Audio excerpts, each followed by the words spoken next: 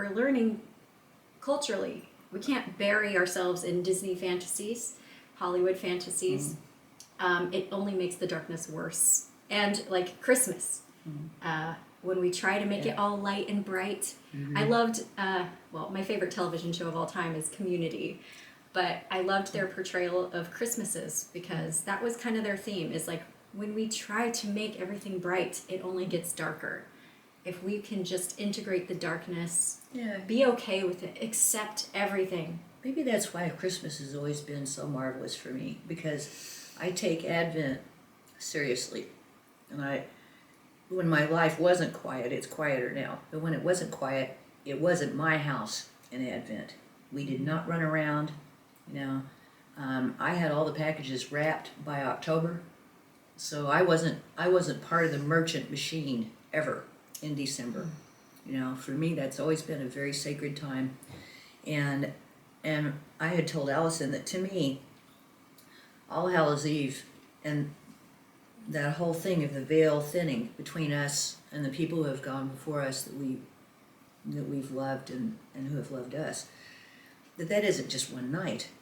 That's this whole time period, autumn on the earth. That's people have done this for as long as people have been people. So it must be something natural, like the trees shed their leaves. We humans have to recognize the humans they can't see anymore. It's our species does this, and I've always done it all the way up until Christmas. And then I leave my Christmas decorations up. I leave Halloween and my autumn and the more grief, into the harvest stuff up until the day after Thanksgiving, and then I leave everything up until 12th night, when the wise men found Christ and gave their gifts. I'm so and that's how I do the whole. To me, it's has always been one long season, and my actual New Year's personally has always been All Hallows Eve. Because that's the night. Well, isn't that the original walking. Celtic thing? I don't know, because when I tried to read about Celtic things, they didn't know anything. And so now I don't know how much they know and how much they've made up. But back when I was reading about it, you couldn't find anything. Nobody knew anything really about the Celts. I remember, I think the autumn solstice or equinox, same, right? Okay. I'm still just learning all of this stuff and realizing that my being folds up, like I'm going back into the womb when I start thinking in these contexts. So I'm just immediately latching onto it. But yeah, the fall equinox, I think, was the beginning of the year for either I don't think it was pagan necessarily. It was probably some form of that, but it was something a little more specific and even more to the Celtic, I thought. I don't know. Yeah, maybe that's all it is. Yeah. But that's amazing. That makes me feel like it is existentially valid. Like the fact that you just picked up on it as that. And I've always felt that way about this time of year. Me like too? It's interesting. Christmas never was a super tradition in my family. Like my grandparents I always admired them because they would really get it together for Christmas. Like the rest of the year was just a nothingness. Like we barely did birthdays. Like I had a good 16th birthday, like classmates came over. Like I go back and look at pictures and I'm like, these people came to my house. Like I didn't really talk to them. Like I don't. Yeah. That's funny. I don't even remember having a big 16th birthday bash. Like my consciousness was so non-social. Like it was. I just felt like I was there the whole time. But anyway, that's unrelated. I've always had this sense of just being a natural being, and trying to be social takes me right outside of that. That's why I'm calling there's linear time, there's the calendar. Yes. There's all these spiritual theories of Earth being a prison planet. Fuck no. No, the prison is the calendar. The little squares that we put ourselves in that we don't see are flexible. They're there as a structure if we want. And for us to all agree on when to meet and where and da-da-da-da-da. It's a helpful structure. It doesn't have to be a prison, but we treat it like a prison. It's mainly a merchant machine. Well, it really is. if I you agree. if you're not trying to produce But to if you sell, come out- you don't have to worry about the calendar. You just pay attention to how the weather is and how you're feeling that day. Okay? But we need that merchant machine. We just need to also realize that it's not as fixed It has to as change. we thought. Yeah, exactly. Yeah. But it also has to remain fixed in a way, or we can't keep producing. We'll find a new way to you be and fixed. Yeah, it does. Mhm. Like this is what I'm talking about also with integrating the dark. Mhm. Like we can't just flat out banish things, you know? No. Because everything that's come into existence had a purpose at the time. Yep. And it also can, just like any old piece of furniture, it can be repurposed into Yep. what it needs to be to carry us forward in Yeah. a positive, harmonious way. Mm-hmm. But yeah, we're very much struggling with the merchant machine right now. Like, how do we Mm-hmm. fit in? How do we even make this podcast? Like, that's the I had first to hide question. I was bipolar all my life. Nobody would have hired me. Yep. Oh, I know. I look back before I discovered like even waitressing. I already felt like I was in some kind of prison, like before an interview or just looking at applications to apply for jobs. I felt completely dead. Like whoever I am can't exist in this world. I would spend like an hour in my car before interviews, freaking out, like in the mirror, like, am I who they need me to be? They call that agoraphobia. Yeah. They have a name for that one too. There's a reason for agoraphobia. Yeah, there is. Go ahead. It's because it's anti-soul.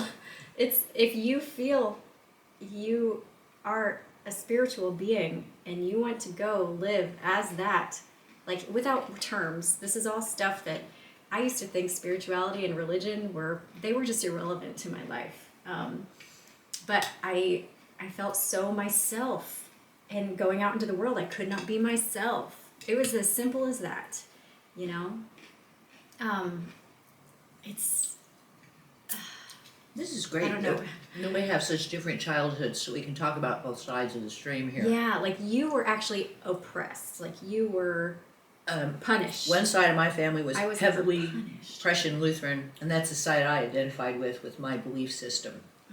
But I was raised very strictly Lutheran. Yeah. But I feel like that was a good tool to walk through life with. I don't mind the filter that put on the world at all. Yeah. The filter I do mind was put in place by the person who actually raped me. Telling me it was he came from a Calvinist background, and so I have issues with Calvinist religions because because it brought me great harm in many ways. And I finally realized not too long ago that I pick up when someone's Calvinist that people's beliefs affect their bodies. They do, you know. It's just like a hunting dog walks a certain way, you know. And I realized that when I came back to Oklahoma, I was constantly getting triggered by people's just their demeanor, you know. And then because I was fearful, I brought it on in a way, you know, because I was fearful, you know. And so sure. They look at me, stick their nose in the air, and you know, and go, "I'm better than you are." You know. This is what I'm talking about. People need to recognize. Well, we're both talking about this. Yes. Their animal instincts. Like Yes. There are so many videos on YouTube now about how to be charming, how to trick. Honey, like, it's always been that way. That's what all these psychological. That's how tips most and of the tricks. I'm like, self-help this is has been pushed out. Is doing that. This is total shamelessness. Like, okay, I understand if you don't understand social interactions, like, and you need to learn what those things are, to sometimes even just register whether or not you're being manipulated. But to actually craft your appearance and what you do to get a reaction, a certain response from other people, that's sheer manipulation. I see men doing this a lot They're learning from the internet how to interact with women. Texting is a big thing. Don't text back. Don't. Oh, it's like what women used to tell each other. Don't act too needy. Yeah. So men are going through all this now. And I'm sorry, guys, because I've been through it. I wouldn't wish it on anybody. I spot that shit immediately. So it like flips. As soon as everyone gets onto it, though, it flips. Yeah. Now we know what you're doing. Oh, you're gonna make me wait 4 days, or 4 days. I would never talk to you again. I actually had an interaction with a guy when I was in Missouri, and he responded back right away at first, and I was like, oh good, he's not playing the game. And then he, like, after the first date, he immediately started to play the game. And I was like, nope. Like, so he ended things, and then a month later he texted me back, and I just was like, that was the first time I've ever just not responded to somebody. I don't do that. I don't not respond. After that, I learned, okay, you didn't die. I feel like I'm gonna die if I don't respond. I don't know why. Because I need communication so much that I feel like it's the mirroring. I was just taught it was the height of rudeness. You know, so for me, it's an obligation that must be met. Well, I've learned with texting. That's how I grew up with it. Texting, we have to be able to let it go a little bit because it's basically telepathy. Basically, and if we in your expect, head. if we expect somebody to respond instantly to us, that's a kind of boundary crossing. Oh God, yeah. And it's too much. Like, I just can't keep up with the sheer volume of text. I get very overwhelmed very fast. I turned the sound off on mine years ago because it was driving me nuts. It's a short drive, but really, you know, and when I'm in mania, I can't listen to that stuff. That constant dinging. Yes, I can't do it. And if something's that important, it's worth a conversation. True. We need to learn how to speak on the phone again. Yeah. I always hated that. Unless it was a love interest, I was anti-phone. But the texting thing has gotten really crazy. And just if you're involved romantically with someone, I would say suspend all judgment based on texts. Oh, God, Don't overthink it at all. Only take into account actions in person. Effort put in person. Nothing else matters. Nothing else is real. We don't all language even close to the same way. It's why when two people who are good at Googling, because I've had this experience with several people, we're both really good at it, but we word things differently. So we get totally different responses from Googling for the same thing. Yeah. And so you got to keep that in mind when you're texting people. We don't use language the same way, even if we think we do, you know? And there can be huge misunderstandings on text. The thumbs up emoji. I've started adding stars to my thumbs up. Yeah, I like that. It makes it look so much softer and nicer. Because I read somewhere, like, people are talking about the thumbs up and how cold it feels. Like, to just get a little thumbs up. Like, and I agree. God. The feeling in me is in me. It's not that I'm agreeing to that statement. Yeah. But I decided the stars look so much better next to it does look the better. thumbs up and the okay. Yeah. Because I have a friend, my friend Laura in Columbus, Ohio. I need to talk to her. Oh my gosh. I have so many friends everywhere, and I need to clone myself because I want to be friends with everyone. She sends just the thumbs up. Yeah. Oh, so do you actually. Yeah, I do that. And a part of me is always like, not that I feel like you feel that it's cold. No, I don't. Or Laura. It's just an agreement. Just like, and it's shorter than a word. Yeah, it is. You know, but you have to hit okay. You have to hit two things to get okay even, you know? And it's like, we just have to, when we feel those feelings, like, especially over text, like, oh, that sounded cold, or oh, that sounded this way, like, you have to take a step back. That's not what it was. It never was what it was. Well, this makes me think of something that I used to think a lot about normal people. This was before COVID, okay? A lot of normal people have found out that they're not as normal as they thought they were, whatever you thought normal was. Because that got shot to hell in my life long ago. But what I noticed about normal folks was that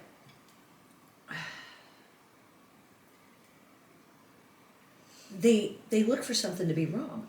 And I used to wonder why. Now I know why. Because one of my sons explained it to me, because we're all geeks and we all read like crazy. Okay, so one of them explained to me that he'd read some neuroscience thing someplace, that's how your brain keeps you alive if you're still in the woods. Mm-hmm. And so I started looking at a lot of things that way now. You know, I've called it my Stella's forest philosophy.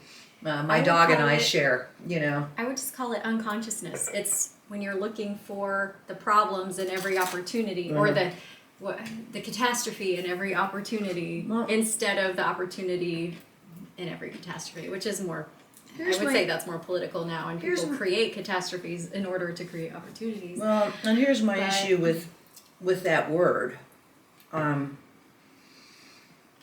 Consciousness and unconsciousness. Yes, because it's used to slam people a lot. It doesn't have to. We have to take that. I know, and it always has been. Mm-hmm. I lived on the West Coast for 25 years. I was over there long before all of this hit the rest of the nation. You know, and actually, I started in Oklahoma City. You know, the first witchcraft shop I ever went to was within sight of Oklahoma Christian University in downtown Oklahoma City. Mm-hmm. So I was already into all that before I went to the West Coast. So of course I was into it on the West Coast, you know, because I was still me. But what I didn't like about the West Coast is it was just as judgmental as the Bible Belt. Every bit as judgmental. The worst I was ever treated was in a New Age church, actually. Mm-hmm. Mm-hmm. Both sides annoy the hell out of me, because I assume you're not thinking very deeply. If you're that extreme either direction, you're not seeing complexities. And if you look into the woods and you see all those shadows and all those leaves and all that stuff, you can probably get that life is a little bit complex. Mm-hmm. And if you can let it be complex, it's fucking terrifying. But it's also simpler, because you're not constantly constructing things to be upset about. I worked in a law office in Seattle, and they were fussing. This was a very high-end place. They were having fights over what color the Post-it notes should be. They were how complicated it gets when you. And I was. This was before I had brain damage. I had come in off the road, and I was a receptionist in this law office because I was trying to figure out what to do. Mm-hmm. And I thought I was going to be an attorney. Brain damage took care of that. Nope, this is not your path. That was not my path, apparently. But in that law office, I answered 20 incoming lines with no automation, which was some kind of trick. So of course it was driving me further and further into mania. Mm-hmm. I never got that until just now. Mm-hmm. Oh my God! No wonder I had a kidney infection and almost died again. Because for me they go together. So, wow. Yeah. Way overstressing our systems. Mm-hmm. Like that's just become a way of life. Mm-hmm. And a virtue even. Yeah. Well, and I'd always been told that I was lazy because I wasn't sleeping right, so I was often tired, you know. Well, and so when I go into any job, this is what I would always do. I would go deep into mania to be cope. Perfect. Yep. Not to cope, to be perfect. Oh, I think I had that too. For $6 an hour, I was being perfect. Mm-hmm. I was the best receptionist they'd ever had. They all said it, even the guy who hated my guts. I would say, and this is as simple as the term unconsciousness is. That's right. We were unconscious when we were doing that because we weren't aware of all the forces. Yeah. And no human being is ever going to be aware of all forces at all times. So unconsciousness and consciousness are both always going to be operating together. Within us. That's right. That's how anytime I present a hard line, a hard dual thing, mm-hmm. I am always implying that the other exists and we are always somewhere on the spectrum. It's always There's like this. There's no unconscious person mm-hmm. and mm-hmm. conscious person. Mm-hmm. You're always both. And we're all conscious and unconscious in different ways. Yeah.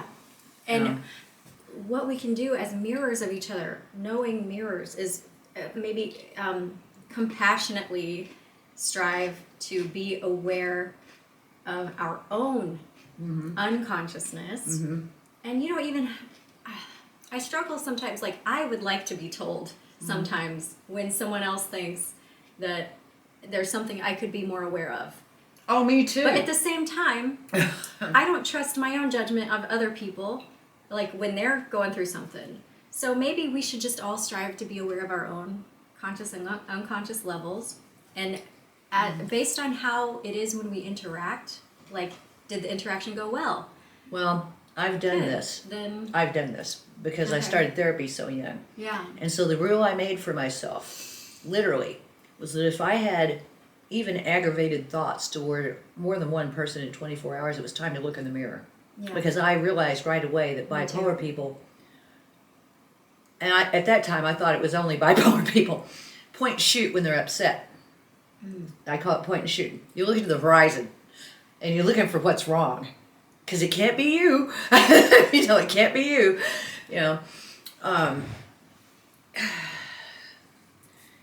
So I've always done that, and I took it to the other extreme. I became a doormat for every person who walked past my life, not even into it. If you were a door adjacent to my life, you could walk all over me. Everything you're saying, I took I'm it like way too far. I get some still image from my life, and I'm like, oh yeah, I went through that too. Yeah.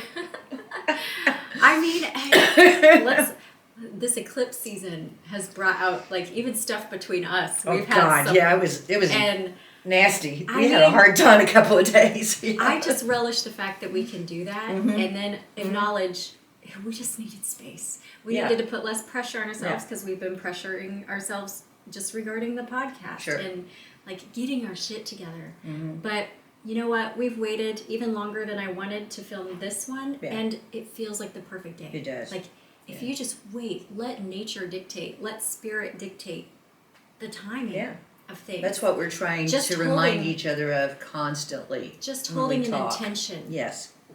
And that's what it will come together. This is what Southern Sisters Sanctuary is really about. We were both wanting to do something to help remind people that the source is right here. You know? Are always in contact. And we want to be instrumental in helping turn from the blaming and shaming into the, as 𝔼𝕚𝕬𝕚𝕚 puts it online, what did she say? Redirection. Oh yeah. What she say? Correction and redirection? Rejection is redirection. Yeah. And is that what it is? I can't remember. I wrote it down. Correction and redirection. Yes, that's it. That's it. I like to say, like, I kind of like it. You know, shame can have its place for yourself if you know you have to stop doing something, but it's not to make yourself feel bad. It's just a tool. Like I realized this morning, I felt manic. Right. Mania is awesome. It feels good. I need to learn I've just learned how to modulate it. Yeah. So my method, well, the reason I had a psychotic break is because I started shaming myself for it. And so that's not shame, again, like as a tool, very lightly. Like, I'd say not at all. I'm willing to have it. Let's have a discussion about this word. Yeah. You like words. Maybe you're right because I don't feel... I haven't felt good about mania until like literally this morning, and it's because I let go of all the shame. Yeah. I decided, okay, no shame, not even as a tool. Yeah, and mine isn't. But don't shame yourself. Because I woke up manic too. Yeah. Yeah. Definitely. Dan and I woke up about the same time this morning, and we had plenty of sleep because we got to sleep at the right time last night. You know, started at 5 p.m. like I should to try to get to sleep by 8 because I wake up at 4 a lot. So, you know. But anyway, I heard him, so I go down to his room, and it's very clear right away that I'm a little high, a little on the high side. You know, I could feel it in my body. I could actually feel it, and so I did the moon. Oh, that's funny. I the just Libra touched right moon there. mudra. Yeah, I did the base chakra and this, and I held it. I felt myself calm down a little bit, and then I said, well, I was so tired.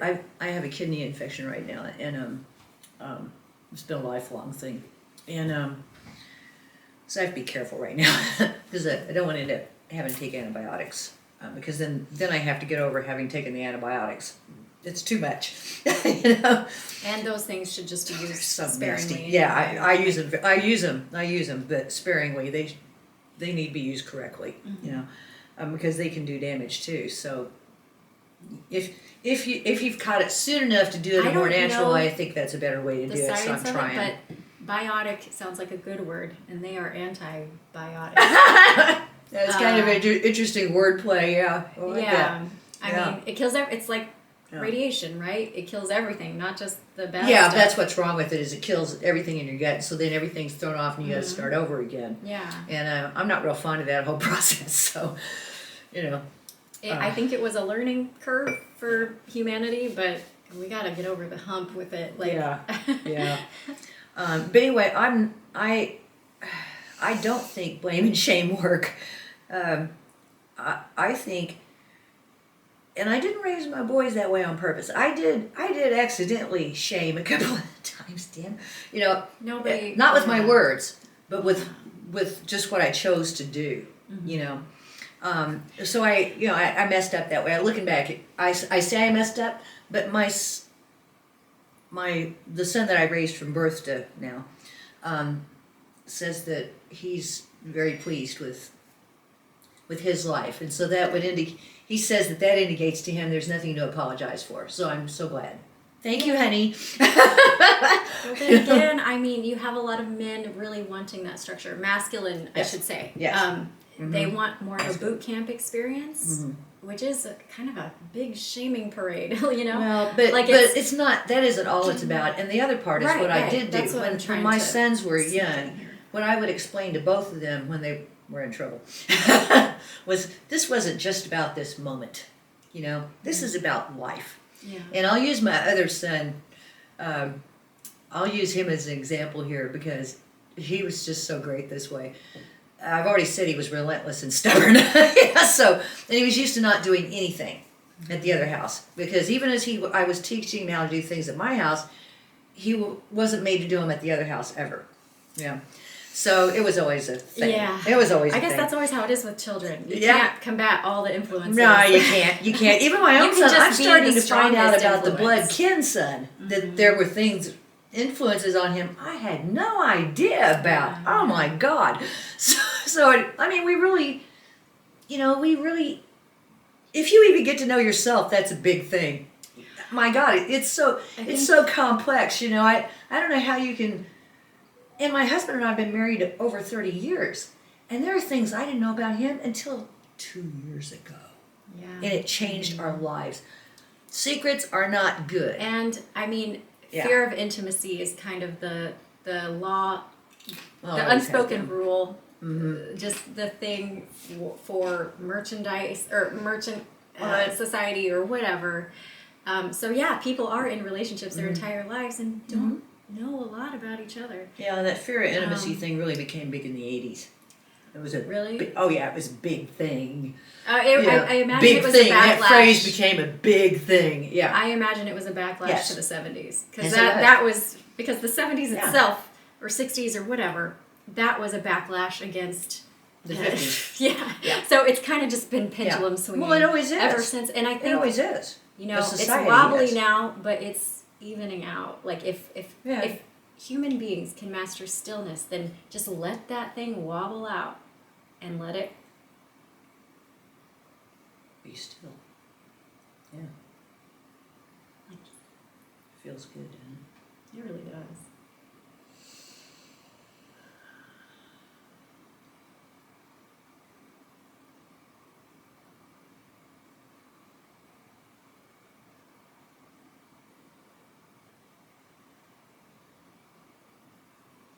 And then you come back out of that. Yeah. And something is different. And it is very different. I feel every so time calm. you do that. Yeah. And I don't ever do it. Actually, I think I accidentally meditate. That's why. As you know, I do it a lot on purpose these days. I have started to do it more on purpose thanks to, for whatever reason, I've never found breathing exercises that really work for me except for Wim Hof's, the 11-minute Wim Hof video of breathing. That's the one that does something different. I feel tingling throughout everything. And it's, it's like, it reminds me of like when I liked smoking clove cigarettes and I got that little high from... a little burst. I can't stand them now. But, if we work with our bodies and with our minds and with our hearts, heart is also a big, like, I think the heart is the real projector, not the brain. But anyway, we can master our being so that we don't need any drugs, I believe that it's possible. I don't know if we can get rid of death, but I think we can live a blissful life from A to Z if we just learn to live in silence, to work from that space, to trust that above all else, our being. Like, I don't know how, it's as simple as that. Like yoga, it all comes down to the breath.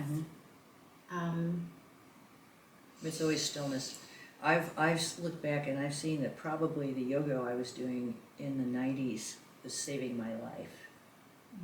And I didn't realize it. I mean, I did it because, it made me feel good. And, it was part of my life. And you feel fit and sexy, and that's what the whole thing, I mean, well, even if that's a valid part I of wasn't it. ever cut out like It's a that valid particularly. part of it, but it can society be, is absolutely. really... Yeah, absolutely. It's hard work. Holding a pose is a lot of hard work. I realized that yesterday. I was just doing some I want to talk about the period thing. So Stella and I, on Friday, we were having lunch together and we were pulling tarot cards. Yeah. I wonder if I could find that card real quick. And we both pulled the same card first from this deck. It was Four of Swords. So that's voices in that deck. Four voices. And it's a woman in a bathtub. Yeah. And unbeknownst to me, I knew my period was coming. I didn't know that this was going to happen. I've been complaining recently pretty out loud that I wanted to experience intense cramps again because my symptoms have traded out. I've started feeling a lot of nausea and just grossness, vague, gross, for over a week, every PMS time. And then the cramps would last for a long time as a few days, and they were very mild, as opposed to one really intense 4-hour session. I prefer to just knock it out. Yeah. Give me those 4 hours. Let me scream. I guess I don't scream, but I definitely groan. We're sitting at this table pulling cards. We both pull this woman in a bathtub, and then suddenly I'm bent over. I needed to get out of there. Yeah. ASAP. Yeah. We had to leave. And she let me use her sauna and bathtub. And the sauna has a red light. I've been listening to this song called Red Room by Hiatus Coyote. And it was just metaphorical to me. And then here I am, naked and in a red room. In a red room. And it's the best thing in my life. I'm in so much pain, but the vulnerability, I think it's visceral vulnerability.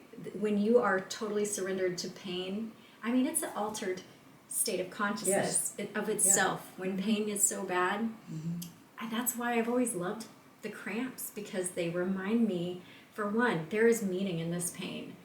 And it doesn't have to be a negative experience, because when you have the right tools, as depicted here, roses in a bathtub, a red, warm room, womb. The word room is so similar to womb. I'm that's not an accident. Yeah, I call one of my rooms in this house the womb room.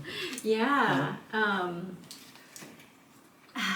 that was basically like someone handing me acid. Here you go. Yeah. And I even stumbled out of there at one point to ask you something. Oh, it was about I needed help with the bathtub. No, I was already on my way because I heard you. Yeah. Oh, the real world.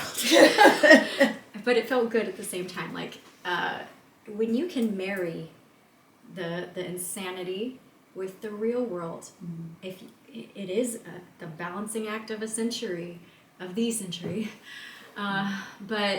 it can be done, and it's to walk with one foot in both worlds. I think that is our real aim as sentient beings, is to know of our spirituality, but to walk the earth.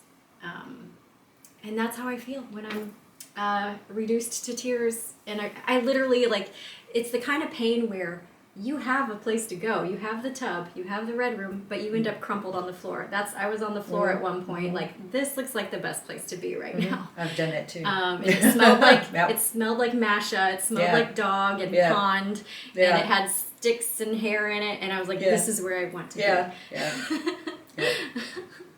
It's just I mean, I'm in love with insanity. I don't know what else to say. I just want my spaces for it, and I want people to accept that part of themselves and learn to integrate it. And I know that it all comes from all of the darkness that human beings have gone through before, because my spiritual emergency was that journey through the unconscious, through, like, I literally wore the consciousness of, like, evil people. Like, I saw where they were coming from when they did it, and I thought, like, I almost could not tell the difference between, like, I don't know how much of me was there, but it was like a reckoning with Satan, like Jesus reckoning with the devil in the desert or something. Like, I forgive you is all there is to say, because that's the only thing that tames the beast. Is I see you, you are valid, peace be with you, and thank you. Even sometimes I don't even understand what that's coming. To me, that's what the strength card is really about, because she doesn't. The lion isn't tamed by force. Swords, It's by their force. gentleness. It's through the power of stillness. Yes. And the strength card is always like that, no matter I've who's seen doing it in it. that deck. I'm looking. I don't know if I just ordered a new. traditional tarot. No, I think it is this one where she's sitting on top of the.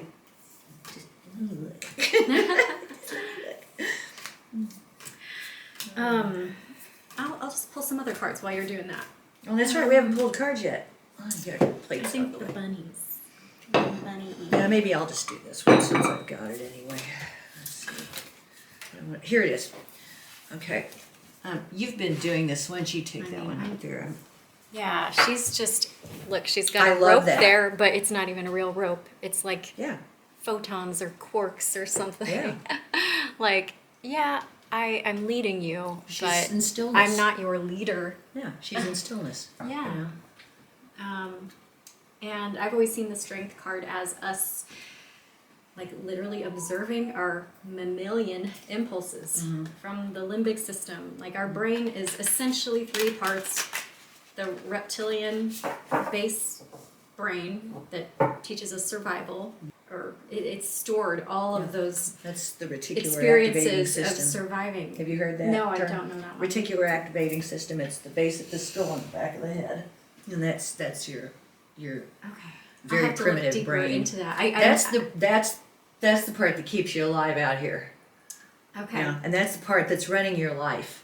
If you're not being mindful. Yeah. Yeah. So and if we were in the woods and that was running your life, that'd be fine.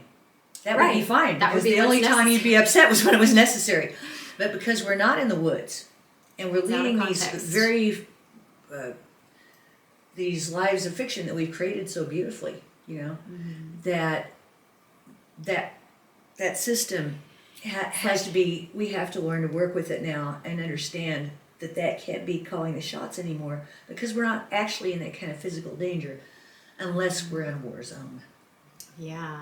Or in a, I I'll just mean- call it a war zone, because even in a city, there are war zones. Yeah. You don't call them that. You can dress up anything with language, but let's Yeah, call it's it like what it really is. people If people are being created- shot and stabbed, it's a war zone. Yep.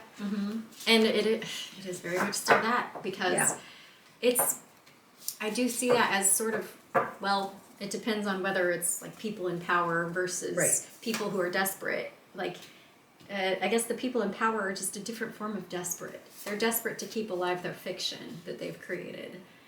But Well, yeah, because they're trying to other create people a literally are just trying perfect, to survive. life. Everybody's trying to create this perfect thing where there is nothing bad that's going to happen to you or your family. That's what I'll say that in the European. That's where Europe has been for quite some time. Yeah. Yeah, European. Again, it's trying to get rid of death. It's trying to get rid Yeah. of transformation, It is. which I see almost as the source of evil. Is we can't. This is part of nature. Honestly, on behalf of eternity, like, it's like we're trying to get rid of. Well, for one thing, let me just say, anything, like, to experience anything, even the greatest heaven for eternity, is hell. Yeah. Eternity is a kind of hell, and life and the cycle of life, including death, like death being the major tool of escape from eternity. It's to banish all surprise, all wonder, all awe, all new forms, the potential for new forms. Like, we can't get rid of death. Like, I've been confronting this for a long time because I've been in those states of consciousness where I believe, oh my gosh, maybe human beings could live forever. We just haven't found the trick yet. Maybe we can eat the sun, whatever. And I always end up with the conclusion, like, no, it's better this way. I think it's like we just need to settle on a number. How long do we want to live, you know? And human beings, we're already living longer, even though we have all these poisonous things in the food supply, we're still living way longer than we used to. And I don't know what to do with that. There are people that don't agree with that. I mean, I'm not... I think we just need to stop trying to tell each other why we're right. I really do. And I'm just I'm wondering totally out loud driven that here. way. No, I know. I'm totally driven that way myself. Yeah. But you know how much I try to control my reading because that's my addiction. Reading, but oh man, it's like a drinker. I see stuff anyway because it's hard for me to control that urge. And I've just been reading some things by scientists and there are scientists who believe that the way they crunch the numbers has built up a false image of how sooner or later people used to die, because many more babies died. So if you averaged out if you average out a lifetime, then it's going to look like people are dying at 34 if 6 babies have died in the wilderness. Yeah. So. Well, I also it's really hard to be quoting facts. I think a lot about. It's so interesting to there's me. only Bill Hicks talks about who's the Rolling Stones guy. I think it's Rolling Stones. I don't know.